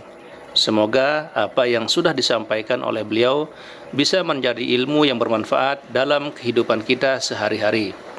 Selamat beraktivitas buat sahabat semua dan sukses selalu. Sampai bertemu lagi di video Ar-Razzaq 313 berikutnya. Wabillahi taufiq wal hidayah. Wassalamualaikum warahmatullahi wabarakatuh. Bismillahirrahmanirrahim. Assalamualaikum warahmatullahi wabarakatuh. Alhamdulillahirrabbilalamin. Wassalatu wassalamu ala asyrafil anbiya wal mursalin Sayyidina Muhammadin wa ala alihi wa sahbihi ajma'in, amma ba'du. Sahabat beriman yang dirahmati Allah, syukur alhamdulillah kita bertemu lagi di channel Ar-Razzaq 313. Pada kesempatan yang berbahagia ini, saya mengajak kita semua untuk bersama-sama mendengarkan tausiah yang sangat luar biasa yang akan disampaikan oleh guru kita Al-Ustaz Abdul Somad. Tentunya banyak sekali ilmu, hikmah, dan manfaat yang bisa kita jadikan pelajaran dalam kehidupan kita sehari-hari. Berikut ini mari kita sama-sama dengarkan isi tausiah beliau. Selamat mendengarkan. Sebetulnya yang dicari Donald Bebek itu apa? Sampai jam 12 malam masuk ke kamar tidur Maduro, Presiden Venezuela, yang lagi sedang tidur di samping istrinya dicomot oleh Donald. Sebenarnya Amerika cuman mencari satu, nyari minyak. Karena Amerika memang adidaya, betul. Amerika memang kaya, betul. Tapi Amerika nggak punya minyak, maka dia mesti ngambil Venezuela. Tapi minyak Venezuela ini juga nggak aman, maka dia perlu minyak yang aset paling besar di dunia. Di mana itu? Iran. Itu enaknya ceramah di Unsri ini, nyambung. Bagaimana saya bilang Iran? Dulu nama presidennya Reza Pahlavi, bisa diatur oleh Amerika, tapi kemudian datanglah pemimpin spiritual namanya Ayatollah Khomeini tahun 79 tahun 80, maka semua perusahaan Eropa, Amerika stop, nggak boleh masuk. Akhirnya dia diembargo selama 46 tahun. Gimana cara dia bisa hidup 46 tahun? Jual minyaknya kemana? Amerika nggak mau beli minyaknya, Eropa juga nggak mau. Kenapa Iran tetap bisa tumbuh? Dia jualnya ke Rusia dan Cina. Ada ilmu khusus yang mengkaji ini. Ilmu apa namanya? Geopolitik. Geo dunia, politik. Jadi politiknya bukan antar pilkada kabupaten, tapi geopolitik dunia. Maka Ayatullah ini mesti digulingkan. Meninggal Ayatullah Ruhollah Khomeini, digantikan penerusnya namanya Ayatollah Ali Khamenei. Khamenei mesti dibunuh. karena dialah pemimpin spiritual, maka diserang, akhirnya meninggal. Mereka lupa, Amerika lupa, dia sangka kalau kepalanya dipotong ini mati. Mereka lupa bahwa Iran pernah berperang 8 tahun dengan Irak. Siapa yang membiayai Irak waktu itu menghantam Iran? Amerika. Siapa yang disuruh menghabisi? Saddam Hussein. Saddam bantai. Sebetulnya itu latihan perang. Maka ketika dihajar, menurut Donald Trump 4 hari saja untuk menyelesaikan Iran. Begitu 4 hari tidak selesai, dia ngajak genjatan senjata. Lalu apa jawab Iran? Kau yang memulai, kami yang mengakhiri. Begitu jantannya.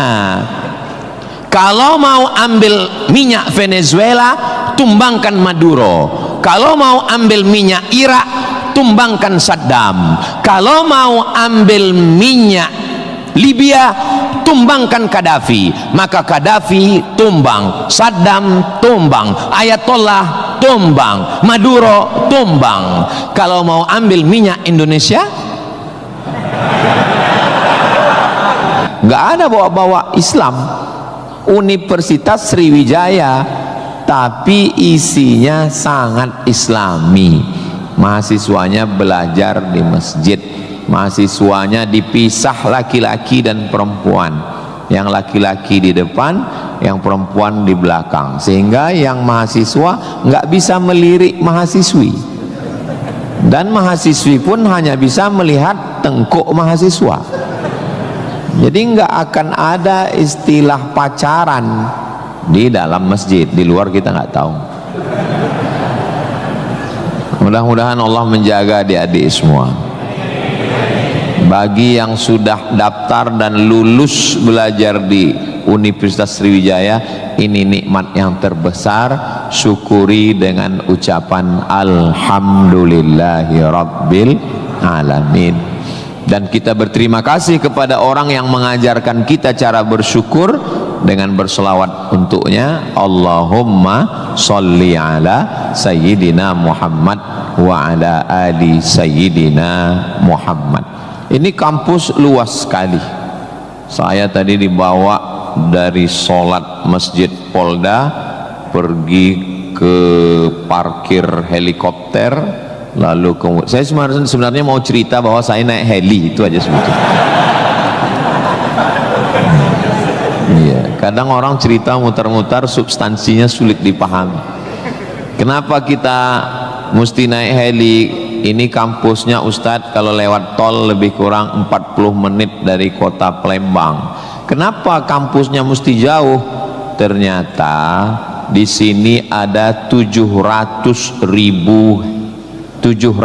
hektar kampus yang begitu luas, dan di sini tidak hanya manusia, monyet pun jumpa tadi. Jadi kampus itu idealnya memang begitu. Jangan sampai fakultas pertanian nggak pernah megang tanah, beternak ikan di atas kertas.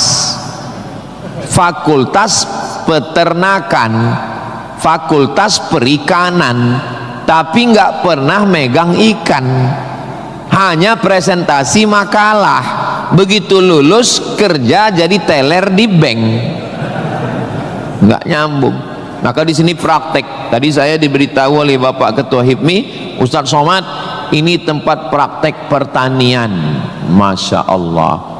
Negara kita ini, kami dari atas tadi, gemah ripah loh jenawi, tongkat dan batu jadi tanaman, hijau untayan katulistiwa, tapi berasnya impor.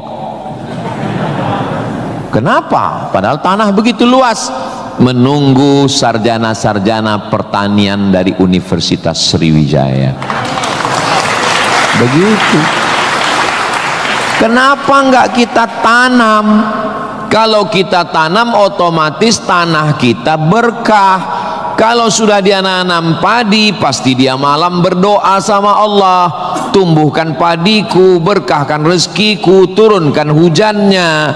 Kalau sudah ditanam, otomatis ekonomi bangkit, orang akan bekerja, otomatis padi tadi akan dibawa ke kilang padi untuk mengupas kulit padi jadi beras, berasnya diperdagangkan, diniagakan di pasar hidup.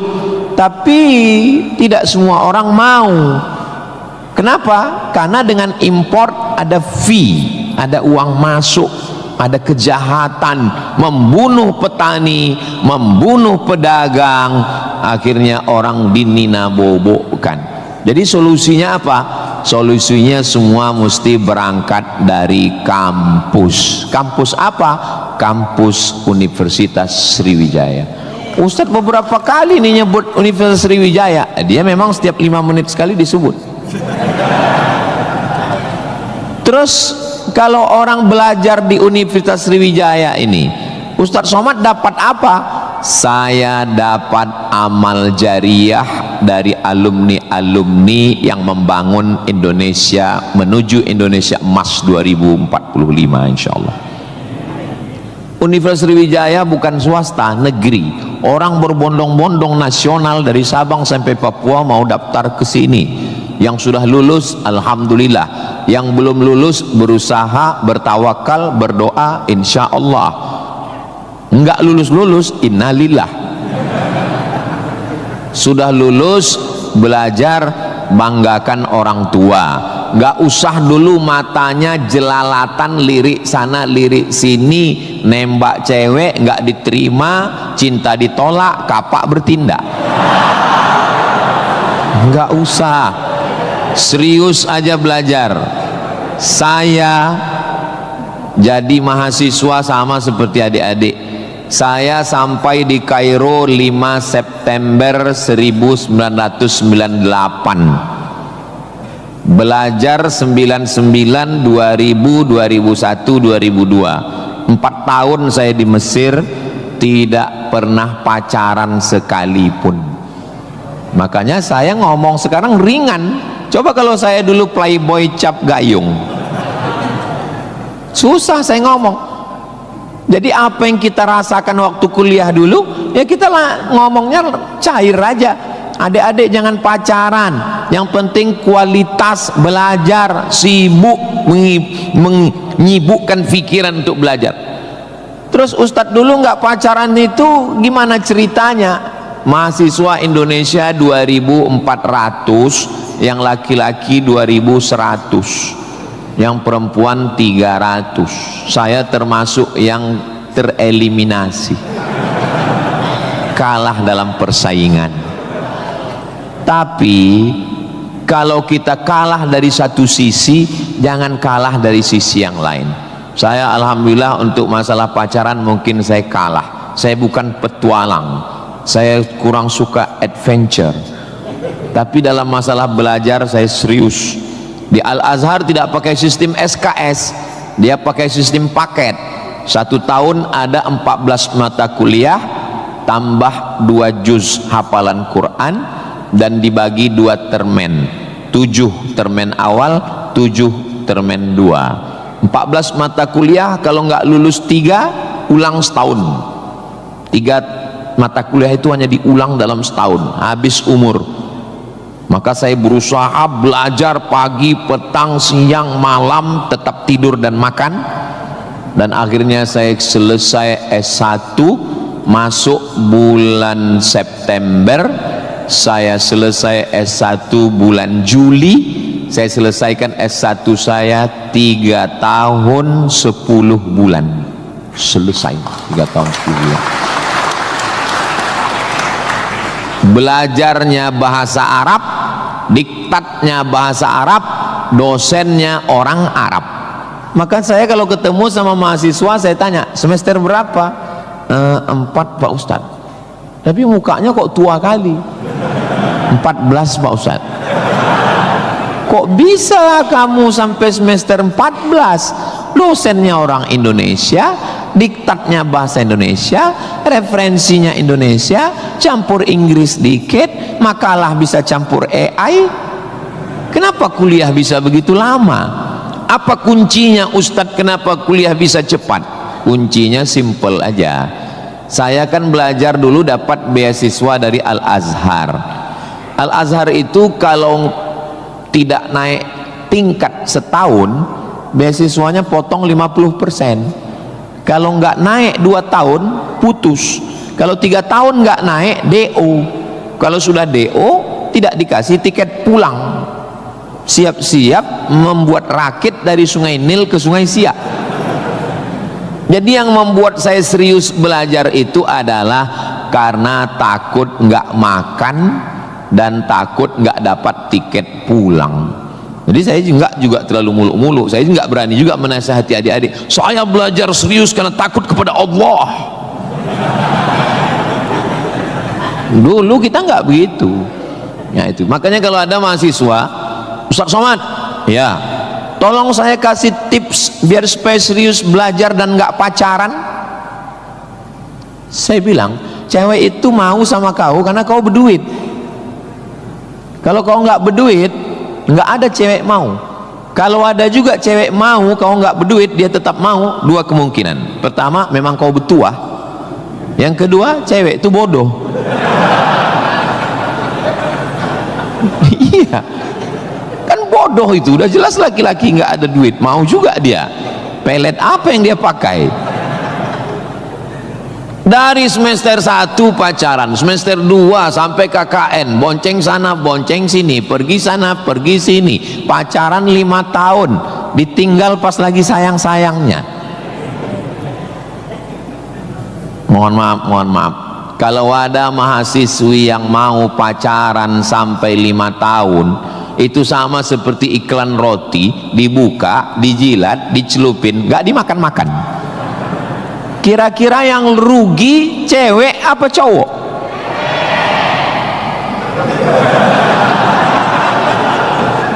Kalau sudah tahu rugi masih mau pacaran, berarti itu IQ-nya di bawah rata-rata itu. Itu pasti nggak lulus di Unsri itu. Di Universitas Sriwijaya ini orangnya cerdas secara intelektual dan cerdas secara spiritual dan cerdas secara emosional. Cinta, benci, marah, sayang, kecewa, bahagia, itu semuanya adalah emosional. Bahwa kamu jatuh cinta, kalau ada mahasiswa jatuh cinta sama mahasiswi, bersyukurlah, berarti kau nggak homo. Tapi ketika cintamu itu mengalahkan prestasi studi, ingat, orang tuamu bersusah-susah di kampung, kepala jadi kaki, kaki jadi kepala, dia bertani sawah di kampung. Pagi waktu dia mau pergi ke sawah, masih bisa dibedakan mana bapakmu, mana sapi. Begitu pulang sore, sama bentuknya. Tiba-tiba kamu di kampus menjadi foto model, menjadi, nggak usahlah diteruskan, menyakitkan hati. Kenapa ceramah Ustaz Somad ini kok menyinggung saya terus ya? Kunci mendengar ceramah Ustaz Somad itu satu, jangan tersinggung. Ada beberapa orang tersinggung, pulang meninggal.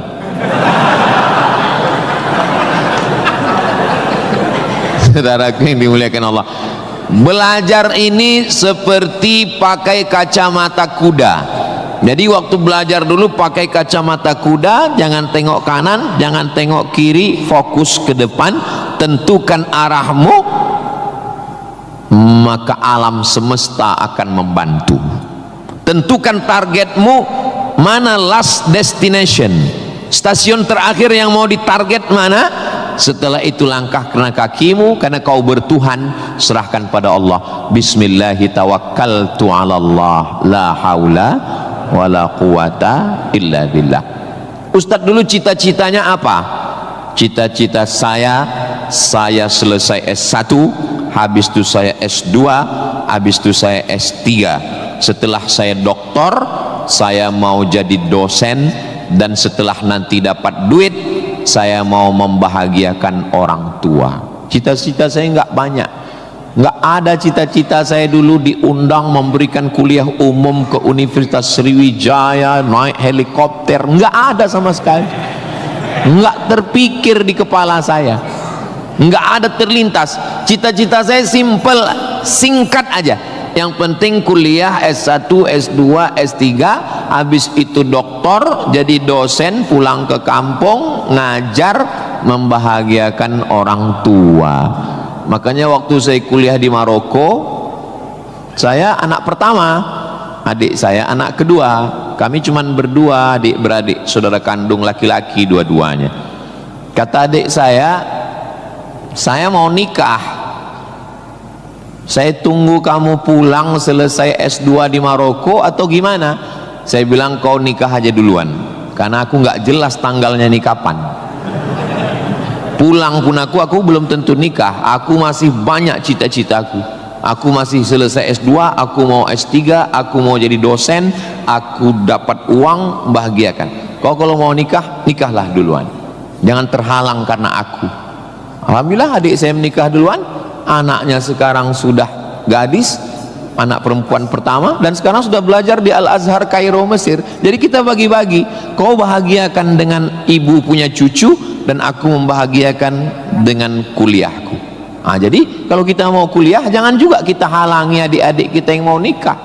Nah, jangan sampai kita mau S2, S3, S teler, S cendol, S doger, S Bandung, sampai yang di bawah-bawah ini terhalang, terkendala. Nah, tapi insya Allah adik-adik semua sesuai dengan apa spesialisasi kita. Jangan belajar di tempat yang kita nggak minat, nggak suka, akhirnya kita menderita. Kita udah nggak suka bidang ini, tapi karena terpaksa akhirnya menderita, stres, depresi, mati. Apa yang suka? Ini Pak Ustadz, anak saya ini dari kecil memang saya lihat kemana-mana bawa martil Pak Ustadz. Masuk fakultas hukum, jadi hakim konstitusi. Insya Allah. Nggak lulus Pak Ustadz, jadi tukang. Mohon maaf Pak tukang, jangan tersinggung. Karena masjid ini selesai juga karena ada tukang. Anak saya ini kemana-mana bawa jarum suntik Pak Ustadz, fakultas kedokteran. Nggak lulus, pecandu narkoba. Nah, jadi kemana arah kita? Ustadz Somad dulu biasanya anak itu dari kecil sudah kelihatan itu bakatnya kemana. Saya tanya sama emak saya, aku mak dulu kecil kemana arahku? Kau dulu, kata emak saya, kalau kusuruh beli gula sama beli minyak ke warung, nggak pulang-pulang. Kenapa? Cerita sama orang di warung itu, cerita. Kalau lagi keluar main, dulu itu kalau masuk kelas jam istirahat itu dulu namanya keluar main. Bapak Zul gitu juga, berarti udah tua. Anak sekarang nggak tahu, sebaya kita berarti sama-sama 28 tahun. Masalah umur ini kan bukan masalah angka, tapi masalah rasa. Saya terus terang, kalau di tempat lain saya ceramah saya merasa tua, tapi di Unsri ini rasa semester 7 ini sekarang.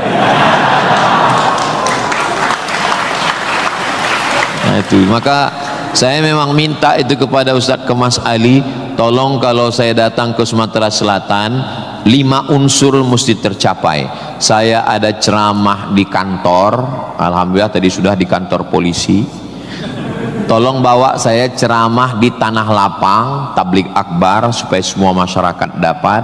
Yang ketiga ceramah di masjid supaya ada pengajian yang betul-betul ngaji, biasanya subuh. Yang keempat adalah ceramah di spesialisasi, kadang ceramah di IDI, Ikatan Dokter Indonesia, ceramah di PERADI, Persatuan Advokat Indonesia, kemudian satu lagi di kampus. Kenapa saya minta kampus? Karena kampus ini masa depan. Kalau panti jompo itu masa lalu. Ustaz jangan disebut jompo, kami di sini ada juga yang tua. Saya tidak ada melihat orang tua di sini. Ini hanyalah anak-anak muda yang terjebak di tubuh yang tua. Nah, jadi sebetulnya masalah tua dan muda itu adalah masalah semangat dan perasaan. Kalau semangatnya muda, perasaannya muda, maka disebut dia dengan sumpah Sumpah Pemuda, padahal yang bersumpah itu orang tua, tapi karena dia semangat. Memang luar biasa Masjid Nabawi Unsri ini, TV-nya 4 di kiri 4 di kanan, luar biasa katanya. Kadang kita ceramah di beberapa masjid itu kecil aja TV-nya, ini sampai 4. Ini menunjukkan anggaran untuk kampus ini memang hebat. Itu luar biasa. Jadi kalau ada orang mengatakan bahwa Sumatera Selatan itu bawahnya itu banyak emas, memang datanglah ke Unsri, memang terbukti atapnya pun emas. Nggak salah itu Pak Ketua HIPMI, memang banyak emas yang perlu digali di Sumatera Selatan ini, dan Unsri sudah mewujudkannya di atas. Siapa yang bisa melakukan bukan eksploitasi, tapi menggali potensi yang ada di alam ini, itu adalah mahasiswa.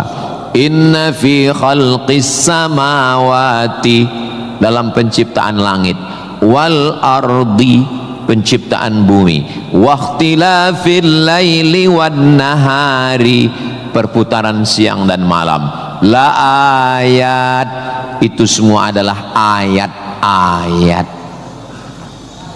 Apa yang kau tahu tentang ayat? Ayat kursi Pak Ustaz. Apa yang kau tahu tentang ayat? Ayat Al-Quran Pak Ustaz. Apa yang kau tahu tentang ayat? Ayat-ayat cinta Pak Ustaz. Ayat semesta. Inna fi khalqis samawati, penciptaan langit, dipikirkan dengan akal, muncul ayat, namanya ayat kauniyah, ayat semesta yang dikaji satu fakultas khusus, namanya fakultas bukan astrologi. Yang perlu dipelajari itu astronomi, bukan astrologi. Kalau yang astrologi itu, Anda lahir bulan April, bintang Anda Taurus, jangan jatuh cinta dengan Pisces. Karena kalau ikan jatuh cinta dengan kambing, nanti tinggalnya di mana? Buang-buang waktu aja itu, nggak usah dikaji. Tapi ketika berpikir tentang astronomi, tentang ilmu langit, maka umat Islam sudah lama mengkaji itu yang disebut dengan ilmu falak. Ilmu falak itu yang dipakai oleh Badan Lembaga Hisab dan Ru'yah. Hisab artinya perhitungan, menghitung bagaimana tingginya matahari, bulan di atas ufuk. Kenapa terjadi persimpangan antara NU dengan Muhammadiyah tentang penetapan 1 Ramadan dan 1 Syawal? Itu berawal dari titik astronomi. Karena menurut Muhammadiyah, kalau sudah nampak 1 hilal, walaupun dia tingginya 0,5 derajat atau 1 derajat, maka itu sudah dianggap sebagai hilal. Tapi menurut NU, Perti, Persis, Al-Wasliyah, Nahdlatul Ulama, maka mereka mensyaratkan sesuai syarat Mabim, Malaysia, Brunei, Indonesia, Singapura, mensyaratkan mesti 3 derajat. 3 derajat baru dianggap sebagai hilal. Kalau 1 belum dianggap sebagai hilal. Kata Muhammadiyah 1 pun hilal, kata NU 3 baru hilal. Akhirnya datang wakil presiden Indonesia, namanya Bapak Yusuf Kala. Pak JK duduk dengan NU dan Muhammadiyah. Kata Pak JK, gimana kalau NU turunkan 1, Muhammadiyah naikkan 1? Karena beliau kan pengusaha, bisnismen, biar supaya ketemu titik temu. Ya nggak ketemu, karena ini metodologinya berbeda. Akhirnya karena nggak ketemu, itulah terjadi 2 perbedaan. Maka umat Islam di Indonesia, dia saling menjaga perasaan masing-masing. Akhirnya masing-masing mengamalkan. Yang satu dengan 1 derajatnya, dengan 0,2-nya, yang satu, dan nanti akan terulang lagi pada tanggal 20, pada tanggal 19 hari Kamis 19 Maret itu nanti satu Indonesia akan mengeluarkan teropong untuk melihat astronomi, apakah nampak anak bulan atau tidak. Di Riau itu teropongnya dibeli dulu harganya 50 juta, sejak dibeli sampai sekarang nggak pernah nampak hilal. Ustaz kok tahu? Teman saya kebetulan salah satu yang bekerja di situ, dia pernah posting gambar di teropong. Saya tanya, apa yang nampak? Dibilangnya gaji 13 katanya.